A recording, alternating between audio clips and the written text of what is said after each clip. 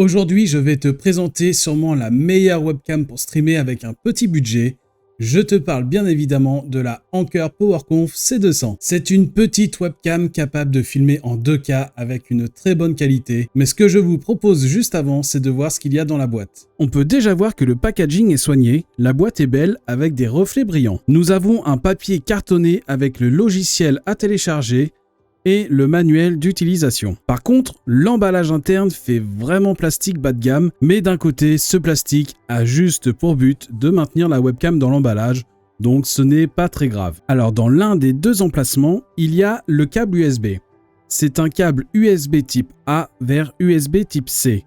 La longueur est convenable, je dirais qu'elle fait à peu près entre 1 m et 1 m 20. Dans le deuxième emplacement, il nous reste bien évidemment la webcam qui, elle, est bien protégée dans un film autocollant. La première chose qui frappe aux yeux est cette couleur orange bien vive, mais on y reviendra un peu plus tard. Sur le côté droit de la webcam, on retrouve une aération ainsi que le nom de la marque. Sur le côté gauche, nous avons juste une aération. À l'arrière, on a le port USB-C. Alors j'aime vraiment bien le fait de pouvoir retirer le câble de la webcam. C'est beaucoup plus pratique si vous voyagez et en plus, si le câble USB a un problème, il ne faut pas remplacer toute la webcam, mais seulement le câble. Sur le dessus, nous avons un petit switch et pour finir sur le dessous, il y a tout le système de fixation. Vous pouvez choisir de fixer votre webcam grâce à la fixation 1/4 de pouce qui est le standard de tous les trépieds, mais vous pouvez également déplier les petites pattes qui sont faites exprès pour que vous puissiez mettre votre webcam sur votre écran d'ordinateur. En revenant sur le petit switch du dessus, il sert tout simplement à allumer la webcam et à retirer le diaphragme de protection de votre vie privée.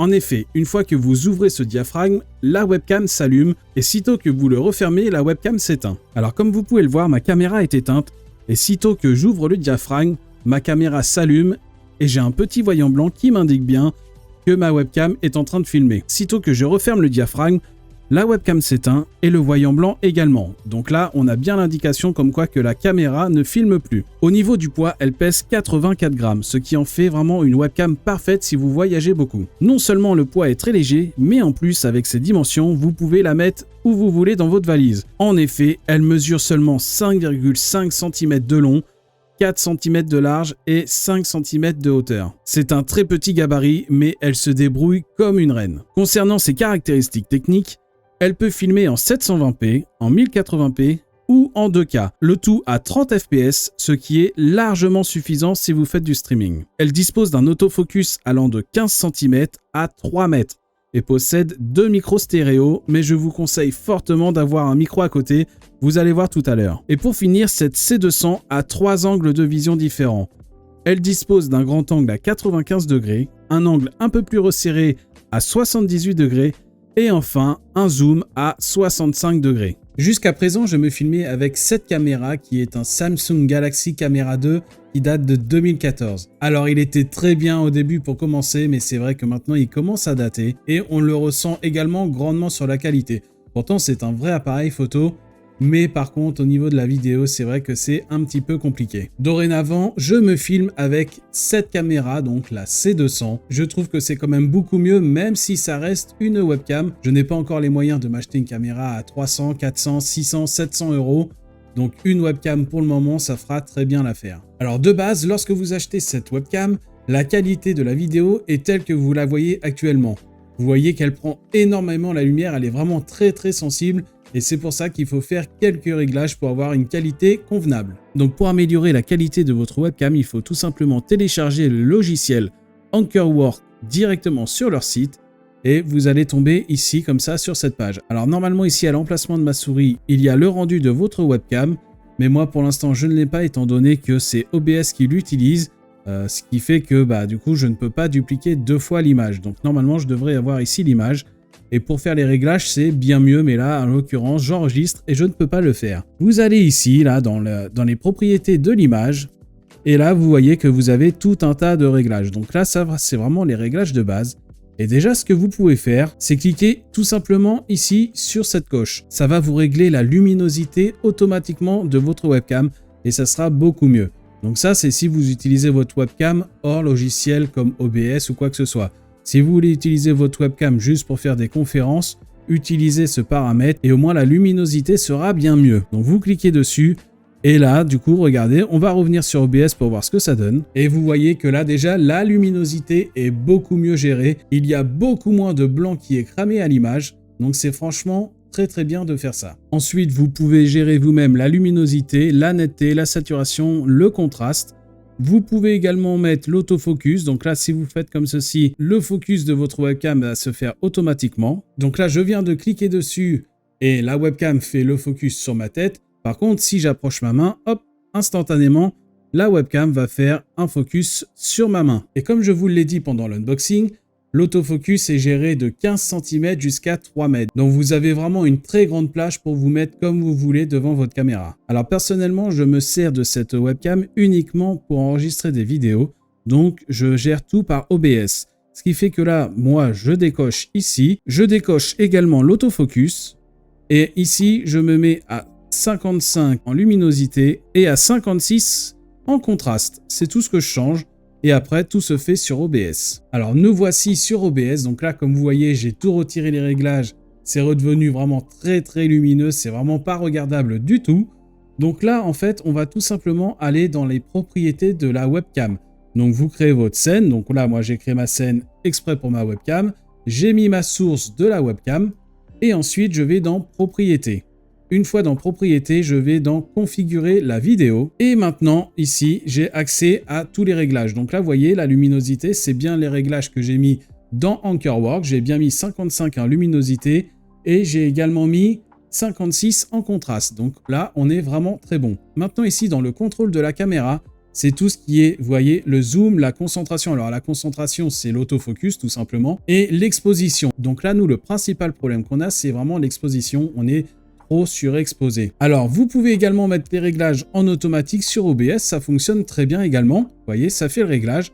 Mais personnellement, je préfère mettre un réglage fixe puisque au moins comme ça, je n'ai jamais de surprise et je n'ai jamais de différence en termes d'exposition ou de focus. Alors personnellement, donc là, ça ne concerne que moi. C'est vraiment mes réglages personnels.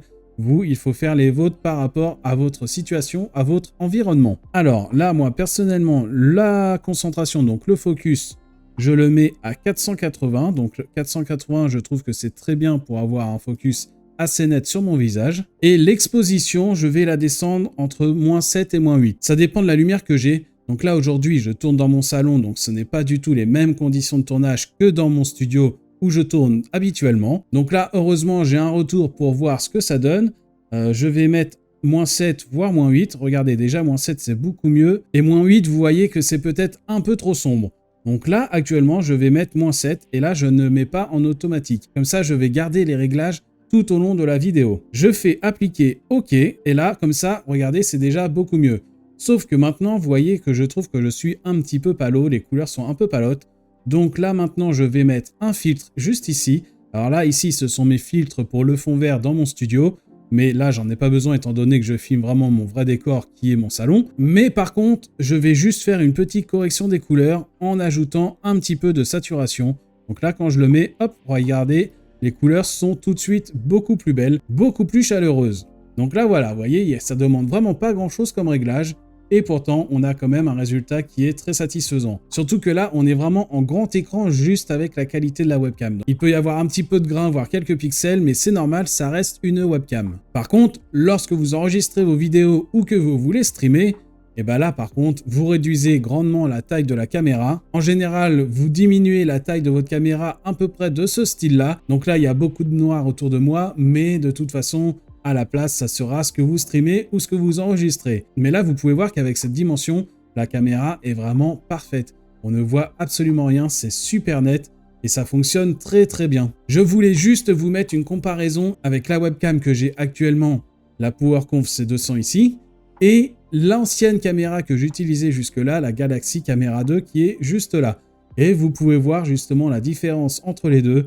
Et c'est vrai qu'il n'y a pas photo. Alors malgré que ça soit une webcam, on voit clairement la différence et la qualité est pas du tout la même. On voit que la webcam est beaucoup, mais vraiment beaucoup plus lumineuse, ce qui fait que vous n'avez pas besoin d'énormément de lumière pour avoir une bonne qualité. Par contre, ici, le Galaxy Camera 2, lui, en revanche, a besoin d'une très bonne exposition à la lumière pour pouvoir avoir une qualité correcte. Là, vous voyez, j'ai exactement les deux mêmes réglages de lumière et la qualité de la vidéo n'est clairement pas la même. Pour en revenir au logiciel, donc là j'ai fermé OBS, j'ai réouvert Anchorwork, comme ça au moins c'est Anchorwork qui prend la priorité sur OBS. Et vous voyez que là du coup ça fonctionne bien, on a bien l'image directement dans Anchorwork.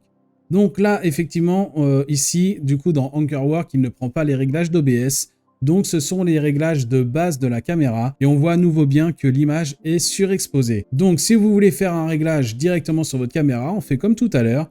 On peut faire optimiser directement la luminosité et vous voyez que c'est beaucoup mieux. Vous pouvez également, si vous préférez, faire un flip horizontal de votre caméra. Ça, tout dépend comme ça dans la configuration où vous êtes. Dans le premier onglet, on peut gérer la définition de la vidéo qu'on souhaite sortir avec cette webcam. Donc là, moi, personnellement, j'ai utilisé la 2K, mais vous pouvez très bien utiliser la 1080p. Vous voyez, on passe en 1080p jusqu'à 360p. Donc personnellement, je trouve que c'est mieux de se mettre en 2K. Là, vraiment, il n'y a aucun doute là-dessus. Comme je vous ai dit dans l'unboxing, vous pouvez changer l'angle de vision, le champ de vision. Là, moi, personnellement, je trouve que c'est vraiment mieux de mettre 95 degrés puisque vous avez un large champ de vision. Et ensuite, à la limite, vous pouvez rogner un petit peu sur l'image. Puisque regardez au niveau de la qualité, là, on est à 95 degrés. Si je me mets à 78, ça fait tout simplement un petit zoom numérique sur moi. Et si je me mets à 65, ça fait vraiment un gros plan, mais on commence vraiment à voir les petits artefacts, les petits pixels, vu que c'est uniquement numérique, c'est pas un zoom optique. Personnellement, je trouve que la meilleure qualité est en 95 degrés. Vous rognez un petit peu votre image pour correspondre au cadre que vous voulez, et c'est vraiment parfait, ça part comme ça. Le bouton anti-flicker peut être vraiment très pratique, puisque quand vous avez des éclairages LED, souvent sur vos vidéos, ça vous fait comme des barres comme ça qui scintillent. Regardez, si je désactive, normalement, on va voir, voyez, je ne sais pas si vous voyez sur moi, ça fait comme des petites barres qui scintillent, qui naviguent comme ça. C'est tout simplement l'éclairage LED, puisque une LED n'est pas allumée en permanence. Elle fait que de s'allumer et s'éteindre extrêmement rapidement, donc nous, à l'œil nu, on ne le voit pas. Mais par contre, les caméras arrivent à le détecter. Donc, quand vous prenez l'anti-flicker, là, vous n'avez plus du tout ce phénomène. Et ensuite, vous pouvez choisir si vous préférez 50 ou 60 Hz. Donc là, vous voyez, 60 Hz. J'ai le flicker qui réapparaît. Par contre, en 50 Hz, je n'ai plus du tout le flicker. Donc, c'est vraiment parfait. Et ensuite, nous pouvons finalement choisir de régler le micro de cette caméra. Alors, comme je vous ai dit également, il ne vaut mieux pas utiliser les micros de la caméra, mais utiliser bel et bien un micro à proprement parler.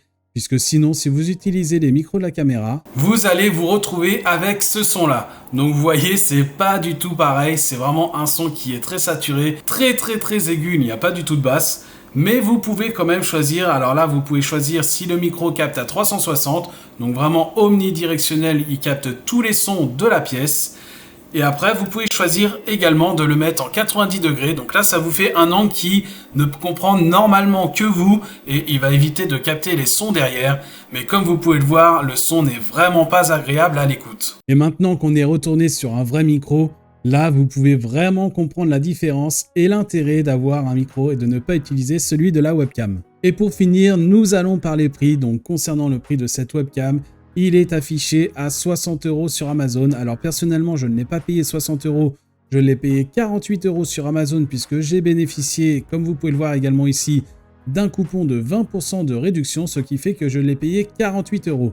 Et à 48 € pour cette webcam, c'est vraiment une très bonne affaire. Mais si vous avez un petit budget et que vous voulez une bonne caméra pour vous filmer pendant vos streams ou l'enregistrement de vos vidéos, je pense que cette caméra est vraiment parfaite pour ça. Donc voilà, ça y est, cette petite review sur la Anker C200 est terminée. J'espère que vous avez apprécié cette vidéo. Si c'est le cas, n'hésitez pas à me le faire savoir avec un petit pouce bleu. Si vous avez des questions, n'hésitez pas non plus à me les poser en commentaire, j'y répondrai. En tout cas, je vous souhaite une excellente semaine. On se retrouve pour une prochaine vidéo la semaine prochaine. C'était Ragen. Ciao!